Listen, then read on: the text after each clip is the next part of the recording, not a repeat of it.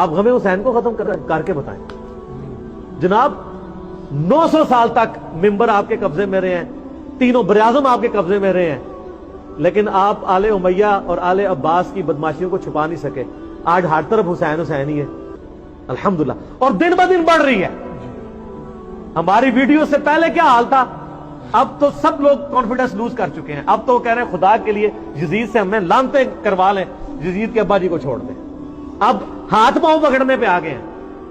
اب یزید تو ڈسکس ہونا ہی بند ہو گیا, کیونکہ ہم نے بتایا کہ اصل بندہ کون ہے, اصل مسئلہ کیا ہے, ٹوٹی کمند کہاں. تو غم حسین باقی ہے.